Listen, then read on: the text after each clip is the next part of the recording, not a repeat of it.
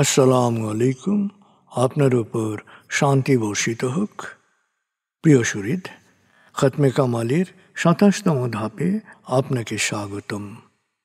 আপনি জানেন, রোগ শোক, বিপদ আপদ, আসমানি জমিনি বালা মুসিবত, সকল ধরনের অস্থিরতা, অশান্তি, অনিশ্চয়তা, নিরাপত্তাহীনতা, দুর্যোগ, দুর্বিপাক, আজাব গজব থেকে মুক্তির জন্যে খতমে কামালি এক সহজ আমল। খতমে কামালির এই আমলের মধ্য দিয়ে প্রার্থনাকারী প্রার্থনার সাথে মিশে যান। আসলে প্রার্থনাকারী যখন প্রার্থনার সাথে মিশে যান, তখন প্রার্থনা কবুল হয়। খতমে কামালি প্রার্থনা কবুলের এই পরম মুহূর্তে আপনাকে নিয়ে যাবে। তাই নিজের, অন্যের, সমাজের, দেশের, মানব জাতির যে কোনো কল্যাণের নিয়তে আপনি এই আমলে অংশ নিন। আপনি সকল বিপদ আপদ, বালা মুসিবত মুক্ত হন। আপনার জন্যে কল্যাণকর সকল দোয়া আল্লাহ কবুল করুন। সব সময় আল্লাহ আমাদেরকে তার রহমতের ছায়ায় রাখুন। এই কামনা করে আমি শহীদ আল বুখারী মহাজাতক খতমে কামালির পুরো প্রক্রিয়ায় আপনার সাথে থাকছি। আসুন এবার আমরা ডুবে যাই সত্যের গভীরে।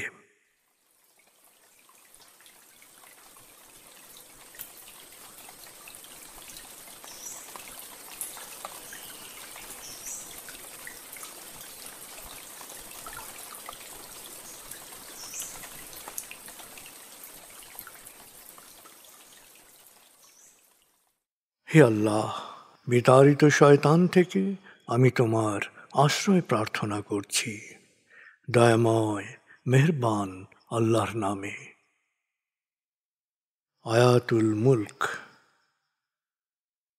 হে আল্লাহ, সকল ক্ষমতার মালিক, তুমি যাকে ইচ্ছা ক্ষমতা দান করো, যাকে ইচ্ছা ক্ষমতাচ্যুত করো, যাকে ইচ্ছা সম্মানিত করো, যাকে ইচ্ছা অপমানিত করো। তুমি সর্বশক্তিমান, সকল কল্যাণ ও মঙ্গলের আধার।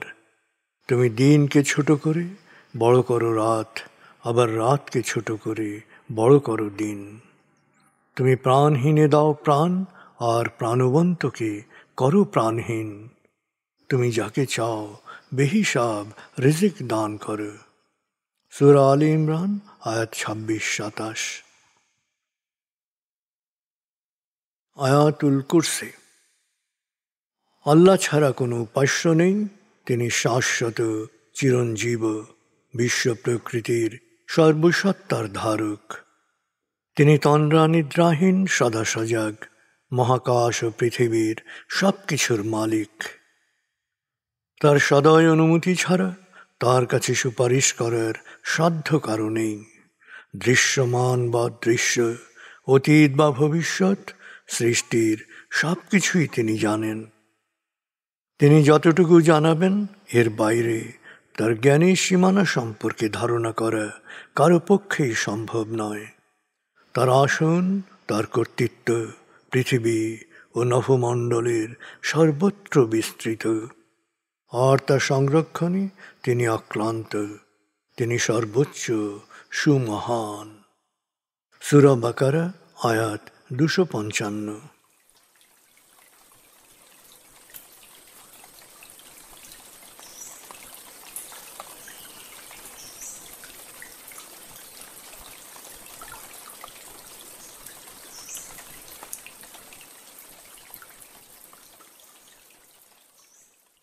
আসুন আমরা ধীরে ধীরে ডুবে যাই হৃদয়ের গভীরে নবী প্রেমে। বলগল উলা বিকমালিহি, কশফত দুজা বিজমালিহি, হসনত জমিও খিসালিহি, সল্লু আলাইহি ওয়া আলিহি। بلغ العلا بكماله كشف الدجى بجماله حسنت جميع خصاله صلوا عليه وآله।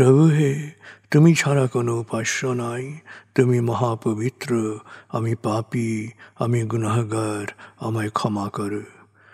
প্রভু হে, তুমি ছাড়া কোনো উপাস্য নাই, তুমি মহাপবিত্র, আমি পাপী, আমি গুনাহগার, আমায় ক্ষমা করো। প্রভু হে, তুমি ছাড়া কোনো উপাস্য নাই, তুমি মহাপবিত্র, আমি পাপী, আমি গুনাহগার, আমায় ক্ষমা করো। প্রভু হে, তুমি ছাড়া কোনো উপাস্য নাই, তুমি মহাপবিত্র, আমি পাপী, আমি গুনাহগার, আমায় ক্ষমা করো। প্রভু হে, তুমি ছাড়া কোনো উপাস্য নাই, তুমি মহাপবিত্র, আমি পাপী, আমি গুনাহগার, আমায় ক্ষমা করো। প্রভু হে, তুমি ছাড়া কোনো উপাস্য নাই, তুমি মহাপবিত্র, আমি পাপী, আমি গুনাহগার, আমায় ক্ষমা করো। প্রভু হে, তুমি ছাড়া কোনো উপাস্য নাই, তুমি মহাপবিত্র, আমি পাপী, আমি গুনাহগার, আমায় ক্ষমা করো। প্রভু হে, তুমি ছাড়া কোনো উপাস্য নাই, তুমি মহাপবিত্র, আমি পাপী, আমি গুনাহগার, আমায় ক্ষমা করো। প্রভু হে, তুমি ছাড়া কোনো উপাস্য নাই, তুমি মহাপবিত্র, আমি পাপী, আমি গুনাহগার, আমায় ক্ষমা করো। প্রভু হে, তুমি ছাড়া কোনো উপাস্য নাই, তুমি মহাপবিত্র, আমি পাপী, আমি গুনাহগার, আমায় ক্ষমা করো। প্রভু হে, তুমি ছাড়া কোনো উপাস্য নাই, তুমি মহাপবিত্র, আমি পাপী, আমি গুনাহগার, আমায় ক্ষমা করো। প্রভু হে, তুমি ছাড়া কোনো উপাস্য নাই, তুমি মহাপবিত্র, আমি পাপী, আমি গুনাহগার, আমায় ক্ষমা করো। প্রভু হে, তুমি ছাড়া কোনো উপাস্য নাই, তুমি মহাপবিত্র, আমি পাপী, আমি গুনাহগার, আমায় ক্ষমা করো। প্রভু হে, তুমি ছাড়া কোনো উপাস্য নাই, তুমি মহাপবিত্র, আমি পাপী, আমি গুনাহগার, আমায় ক্ষমা করো। প্রভু হে, তুমি ছাড়া কোনো উপাস্য নাই, তুমি মহাপবিত্র, আমি পাপী, আমি গুনাহগার, আমায় ক্ষমা করো। প্রভু হে, তুমি ছাড়া কোনো উপাস্য নাই, তুমি মহাপবিত্র, আমি পাপী, আমি গুনাহগার, আমায় ক্ষমা করো। প্রভু হে, তুমি ছাড়া কোনো উপাস্য নাই, তুমি মহাপবিত্র, আমি পাপী, আমি গুনাহগার, আমায় ক্ষমা করো। প্রভু হে, তুমি ছাড়া কোনো উপাস্য নাই, তুমি মহাপবিত্র, আমি পাপী, আমি গুনাহগার, আমায় ক্ষমা করো।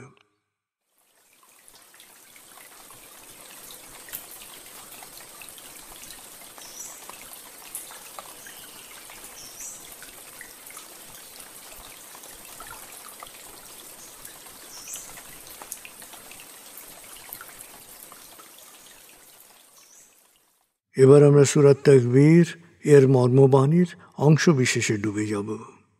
তারপর ডুবে যাব আজকের জন্য নির্ধারিত সূরার তেলাওয়াত ও মর্মবাণীতে।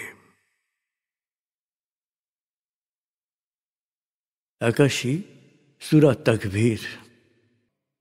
দয়াময় মেহেরবান আল্লাহর নামে।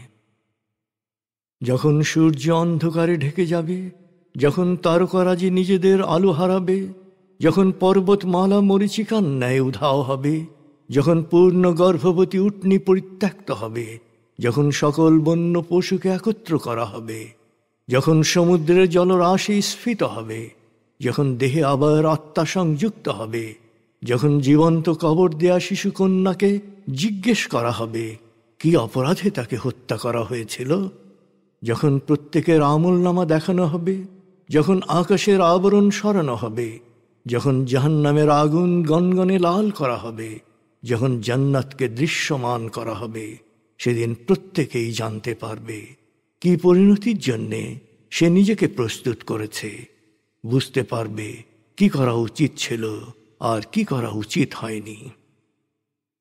সাক্ষী আবর্তনশীল নক্ষত্র, কক্ষপথে দৃশ্যমান গ্রহসমূহ যা এক সময় অদৃশ্য হয়, সাক্ষী রাতের অবসান মুহূর্ত এবং প্রভাতের আগমন কাল।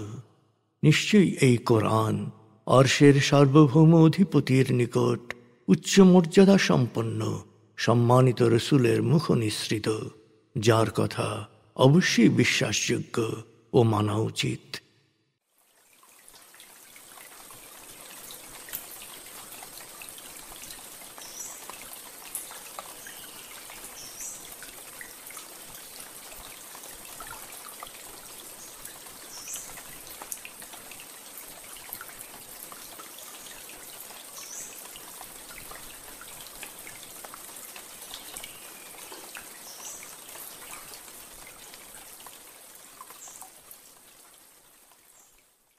এবার আমরা সূরা আনকাবুত 1 থেকে 22 আয়াতের তেলাওয়াত ও মর্মবাণীর গভীরে ডুবে যাব। 29 সূরা আনকাবুত। বিসমিল্লাহির রহমানির রহিম। আলিফ লাম মিম। أحسب الناس أن يتركوا أن يقولوا آمنا وهم لا يفتنون ولقد فتنا الذين من قبلهم فليعلمن الله الذين صدقوا وليعلمن الكاذبين أم حسب الذين يعملون السيئات أن يسبقونا ساء ما يحكمون من كان يرجو لقاء الله فإن أجل الله لآت وهو السميع العليم ومن جاهد فإنما يجاهد لنفسه إن الله لغني عن العالمين والذين آمنوا وعملوا الصالحات لنكفرن عنهم سيئاتهم ولنجزينهم أحسن الذي كانوا يعملون ووصينا الإنسان بوالديه حسنا وإن جاهداك لتشرك بي ما ليس لك به علم فلا تطعهما إلي مرجعكم فأنبئكم بما كنتم تعملون والذين آمنوا وعملوا الصالحات لندخلنهم في الصالحين ومن الناس من يقول آمنا بالله فإذا أوذي في الله جعل فتنة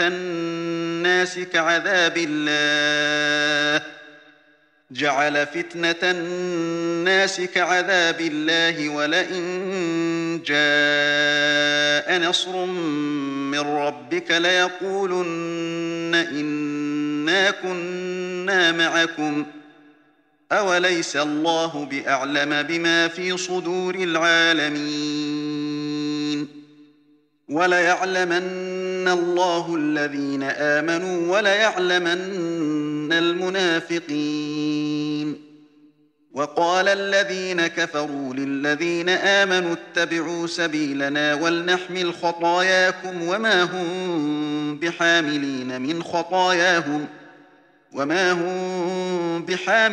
من خطاياهم من شيء إنهم لكاذبون وليحملن أثقالهم وأثقالا مع أثقالهم وليسألن يوم القيامة عما كانوا يفترون ولقد أرسلنا نوحا إلى قومه فلبث فيهم 1000 سنة إلا 50 عاما فأخذهم الطوفان وهم ظالمون فأنجيناه وأصحاب السفينة وجعلناها آية للعالمين وإبراهيم إذ قال لقومه اعبدوا الله واتقوه ذلكم خير لكم إن كنتم تعلمون إنما تعبدون من دون الله أوثانا وتخلقون إفكا إن الذين تعبدون من دون الله لا يملكون لكم رزقا فابتغوا عند الله الرزق واعبدوه واشكروا له إليه ترجعون وإن تكذبوا فقد كذب من قبلكم وما على الرسول إلا البلاغ المبين أولم يروا كيف يبدئ الله الخلق ثم يعيده إن ذلك على الله يسير قل سيروا في الأرض فانظروا كيف بدأ الخلق ثم الله ينشئ النشأة الآخرة إن الله على كل شيء قدير يعذب من يشاء ويرحم من يشاء وإليه تقلبون وما أنتم بمعجزين في الأرض ولا في السماء وما لكم من دون الله من ولي ولا نصير দয়াময় মেহেরবান আল্লাহর নামে। আলিফ লাম মিম। মানুষ কি মনে করে যে আমরা বিশ্বাস করি বললেই তাদের ছেড়ে দেয়া হবে, তাদের বিশ্বাসের পরীক্ষা নেওয়া হবে না? অথচ তাদের পূর্বসূরীদেরও পরীক্ষা নেওয়া হয়েছিল। কে সচ্চা আর কে ঝুটা, কে খাঁটি আর কে মেকি, আল্লাহ অবশ্যই তা যাচাই করে নেবেন। দুরাচারীরা কি মনে করে যে ওরা আমার ইখতিয়ারের বাইরে পালিয়ে যেতে পারবে? হায়, কত ভ্রান্ত ওদের ধারণা! মহাবিচার দিবসে শঙ্কা ও প্রত্যাশা নিয়ে যে ব্যক্তি আল্লাহর সাক্ষাৎ কামনা করে তাকে অবশ্যই সেই জন্য প্রস্তুতি নিতে হবে। মনে রেখো, প্রত্যেকের জীবনের সমাপ্তির জন্যে আল্লাহ নির্ধারিত কাল আসবেই। তিনি সব শোনেন, সব জানেন। যে ব্যক্তি আত্মশুদ্ধির জন্যে প্রাণান্ত প্রয়াস চালায় সে তা নিজের কল্যাণের জন্যেই করে। কর্মের সুফল সেই ভোগ করবে, আল্লাহ কারো মুখাপেক্ষী নন। আর যারা বিশ্বাস করবে ও সৎকর্ম করবে আমি তাদের অতীতের পাপ মোচন করব এবং কর্মের উত্তম প্রতিফল প্রদান করব। আমি মানুষকে বাবা মার সাথে সম্মানজনক আচরণ ও খেদমত করার নির্দেশ দিয়েছি, কিন্তু তারা যদি আমার সাথে উপাস্য হিসেবে কোনো কিছুকে শরিক করার জন্য চাপ দেয় তবে তা কখনো মানবে না, কারণ তুমি জানো আল্লাহর কোনো শরিক নেই। মনে রেখো, আমার কাছেই তোমাদের ফিরে আসতে হবে। তখন দুনিয়ায় যা কিছু করেছ তার ভালো মন্দ তোমাদের পুরোপুরি বুঝিয়ে দেয়া হবে। যারা বিশ্বাস স্থাপন করে ও সৎকর্ম করে আমি অবশ্যই তাদের সৎকর্মশীলদের অন্তর্ভুক্ত করব। কিছু মানুষ বলে আমরা আল্লাহকে বিশ্বাস করি, কিন্তু যখন এই বিশ্বাসের কারণে তারা নির্যাতিত হয় তখন মানুষের নিপীড়নকে এরা আল্লাহর আযাবের মতো বা তার চেয়েও বেশি ভীতিপ্রদ মনে করে। আবার তোমার প্রতিপালকের কাছ থেকে কোনো সাহায্য বা বিজয় এলে এরা বলতে শুরু করে আমরা তো তোমাদের সঙ্গেই ছিলাম। আশ্চর্য! মানুষের অন্তরে যা আছে আল্লাহ কি তা পুঙ্খানুপুঙ্খ রূপে জানেন না? আল্লাহ অবশ্যই যাচাই করে দেখবেন কে সত্যিকারের বিশ্বাসী আর কে মুনাফিক। সত্য অস্বীকারীরা বিশ্বাসীদের বলে আমাদের রীতিনীতি অনুসরণ করো, যদি এতে পাপ হয় তবে তোমাদের পাপের ভার আমরা বহন করব, কিন্তু আখিরাতে তোমাদের কোনো পাপের ভারই ওরা বহন করতে রাজি হবে না। ওরা নেহায়তই মিথ্যাবাদী। ওরা নিজেদের পাপের বোঝা যেমন বহন করবে তেমনি অন্যদের পাপের বোঝাও ওদের বইতে হবে। মহাবিচার দিবসে অবশ্যই মিথ্যাচারের জন্যে ওদের জবাবদিহি করতে হবে। আমি নূহকে তার সম্প্রদায়ের কাছে রসুল হিসেবে প্রেরণ করেছিলাম। সে তাদের মধ্যে ৯৫০ বছর বসবাস করেছিল। শেষ পর্যন্ত মহাপ্লাবন ওদের গ্রাস করে, কারণ ওরা ছিল সীমা লঙ্ঘনকারী।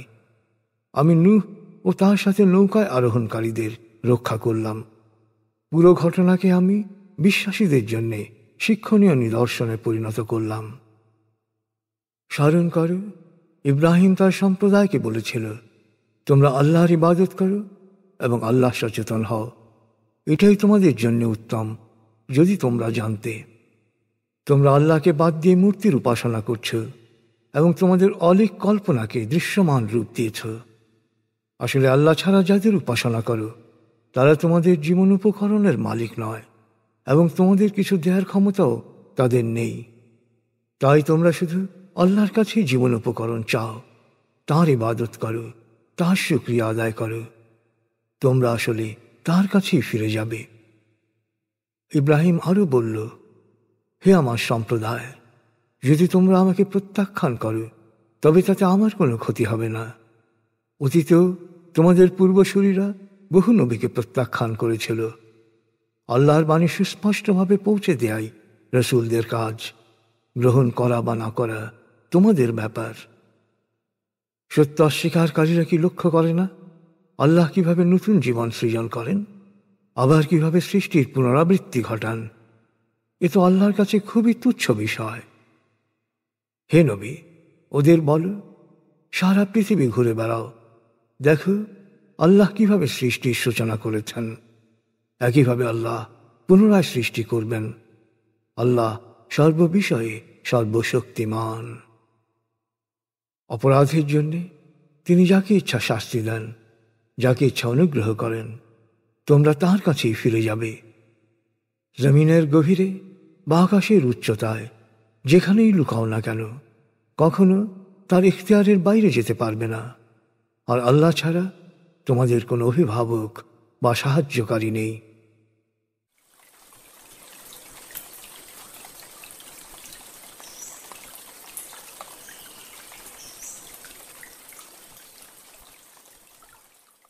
আপনি এতক্ষণ মর্মবাণীর গভীরে ডুবেছিলেন। এবার আপনার মনে মর্মবাণীর যে বিষয়গুলো দাগ কেটেছে সেই বিষয়গুলোর ভাবনায় ডুবে যান।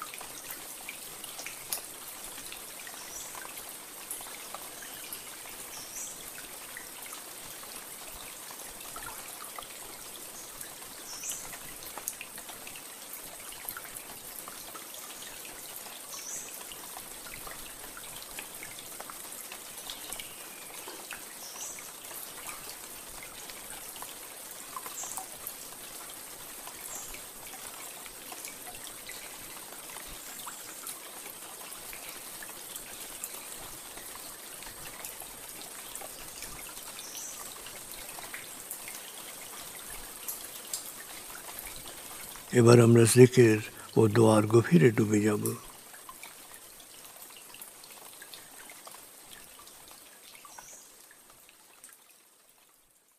এবার হালকাভাবে চোখ বন্ধ করুন, লম্বা দম নিন, নাক দিয়ে দম নিন, আস্তে আস্তে মুখ দিয়ে দম ছাড়ুন।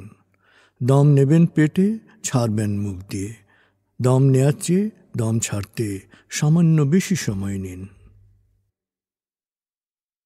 দম নিতে নিতে ভাবুন প্রকৃতি থেকে আফুরন্ত প্রাণশক্তি শরীরে প্রবেশ করছে, আর দম ছাড়তে ছাড়তে ভাবুন শরীরের সকল দূষিত পদার্থ বাতাসের সাথে বেরিয়ে যাচ্ছে। নাক দিয়ে দম নিতে নিতে ভাবুন প্রকৃতি থেকে আফুরন্ত প্রাণশক্তি শরীরে প্রবেশ করছে, আর মুখ দিয়ে দম ছাড়তে ছাড়তে ভাবুন শরীরের সকল দূষিত পদার্থ বাতাসের সাথে বেরিয়ে যাচ্ছে। দম নিতে নিতে ভাবুন প্রকৃতি থেকে আফুরন্ত প্রাণশক্তি শরীরে প্রবেশ করছে। দম ছাড়তে ছাড়তে ভাবুন শরীরের সকল দূষিত পদার্থ বাতাসের সাথে বেরিয়ে যাচ্ছে। দম নিতে নিতে ভাবুন প্রকৃতি থেকে আফুরন্ত প্রাণশক্তি শরীরে প্রবেশ করছে, আর দম ছাড়তে ছাড়তে ভাবুন শরীরের সকল দূষিত পদার্থ বাতাসের সাথে বেরিয়ে যাচ্ছে। দম নিতে নিতে ভাবুন প্রকৃতি থেকে আফুরন্ত প্রাণশক্তি শরীরে প্রবেশ করছে, আর দম ছাড়তে ছাড়তে ভাবুন শরীরের সকল দূষিত পদার্থ বাতাসের সাথে বেরিয়ে যাচ্ছে। এবার দম স্বাভাবিক হতে দিন। স্বাভাবিকভাবে নাক দিয়ে দম নিয়ে নাক দিয়ে দম ছাড়ুন। আপনার অঙ্গ শিথিল ও নিষ্প্রাণ হয়ে আসছে। এবার নাক দিয়ে ধীরে ধীরে দম নিয়ে বেশ সময় নিয়ে ধীরে ধীরে নাক দিয়ে দম ছাড়ুন। দম নেওয়ার চেয়ে ছাড়ায় সময় একটু বেশি নিন। ধীরে ধীরে দম নিন, ধীরে ধীরে দম ছাড়ুন। ধীরে ধীরে দম নিন, ধীরে ধীরে দম ছাড়ুন। ধীরে ধীরে দম নিন, ধীরে ধীরে দম ছাড়ুন। ধীরে ধীরে দম নিন, ধীরে ধীরে দম ছাড়ুন। ধীরে ধীরে দম নিন, ধীরে ধীরে দম ছাড়ুন। এবার দম স্বাভাবিক হতে দিন। আপনি এখন দম খেয়াল করুন। বাতাস নাক দিয়ে ফুসফুসে প্রবেশ করছে, আবার বেরিয়ে আসছে। আপনার পুরো মনোযোগ নাকে দমের প্রবেশ পথে দিন। বাতাস স্বাভাবিক যাওয়া আসা করুক, আপনি শুধু দম খেয়াল করুন।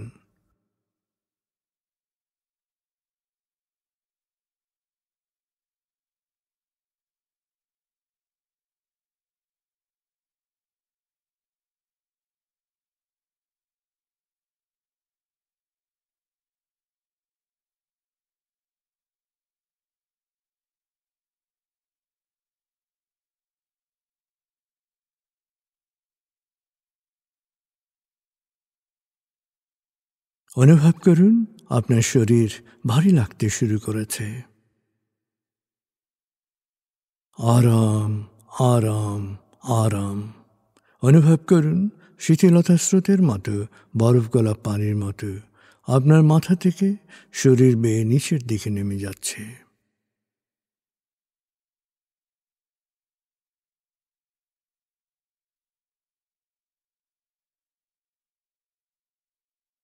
আপনি এখন পুরোপুরি শিথিল। শিথিলায়নের গভীর স্তরে প্রবেশ করেছেন আপনি। আপনার ব্রেন ওয়েভ বিটা স্তর থেকে নেমে গেছে আলফায়। মনের বাড়ির পথে আপনি এখন আলফা স্টেশনে এসে পৌঁছেছেন। এই স্টেশনে আপনার জন্য রয়েছে বিশেষ ওয়েটিং রুম। আলফা স্টেশন থেকে আপনি এখন মনের বাড়িতে যাচ্ছেন। আমি গণনা শুরু করছি। 19,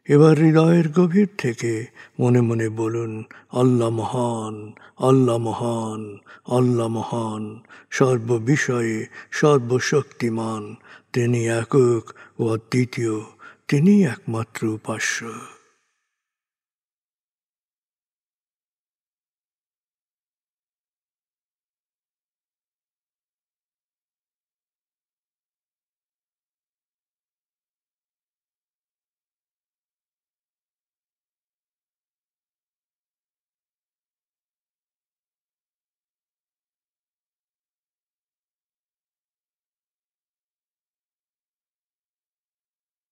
হৃদয়ের গভীর থেকে প্রার্থনা করুন, হে আল্লাহ, তুমি আমাদেরকে বিশ্বাসী, সৎকর্মশীল, সংঘবদ্ধ মানুষ হিসেবে কোয়ান্টাম ফাউন্ডেশনে একাত্ম করেছ। হে আল্লাহ, কোয়ান্টাম ফাউন্ডেশনকে এ যুগের আলোকবর্তিকা হিসেবে, সহস্রাব্দের বাতিঘর হিসেবে কবুল করো। কোয়ান্টাম ঘরে ঘরে, মেডিটেশন ঘরে ঘরে, এ অনুরণন সার্থক করো।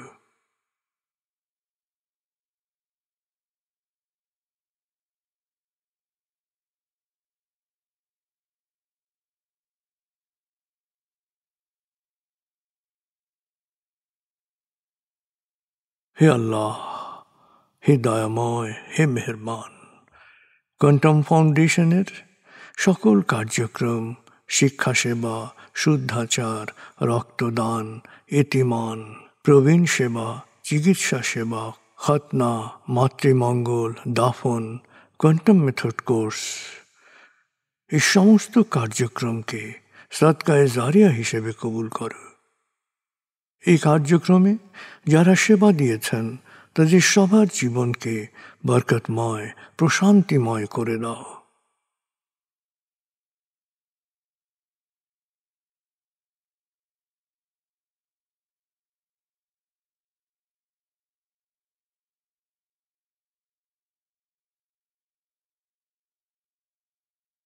হে আল্লাহ, গত ৩০ বছর ধরে ফাউন্ডেশনের কাজগুলোকে গতিশীল রাখার জন্যে যারা নিয়মিত দান করেছেন, যারা এককালীন দান করেছেন, যারা জাকাত দিয়েছেন, যারা স্থাবর অস্থাবর সম্পত্তি দান করেছেন, তাদের সবার দানকে তুমি সৎ দান হিসেবে কবুল করো, সদকায়ে জারিয়া হিসেবে কবুল করো।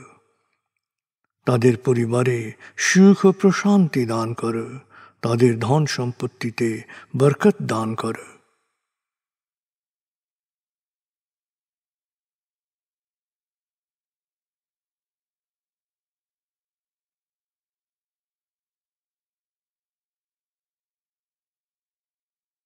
এবার দেশের জন্য দোয়া করুন, হে আল্লাহ, দেশের প্রতিটি মানুষ যেন প্রজ্ঞাপূর্ণ সিদ্ধান্ত নিয়ে নিজের কাজ সবচেয়ে ভালোভাবে করতে পারে, সবাইকে সে তৌফিক দাও। হে আল্লাহ, তুমি আমাদের তোমার বিশেষ অনুগ্রহ ভাজন জাতিতে পরিণত করেছ, অফুরন্ত অনুগ্রহ সম্পদ দিয়েছ, বিশ্বকে বিভিন্ন ক্ষেত্রে নেতৃত্ব দেওয়ার মতো মেধা ও মস্তিষ্ক দিয়েছ। আমরা যেন ভালো মানুষ, ভালো দেশে রূপান্তরিত হতে পারি, আমাদের সেই তৌফিক দাও।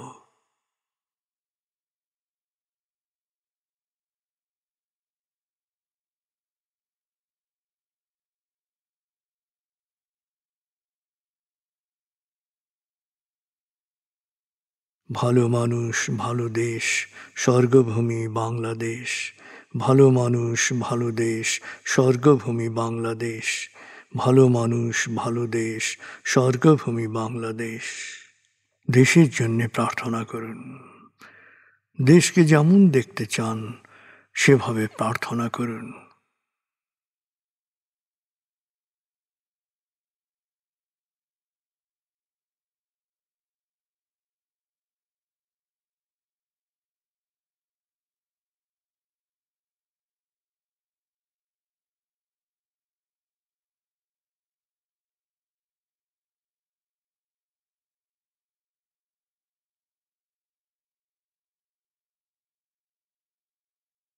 হে আল্লাহ,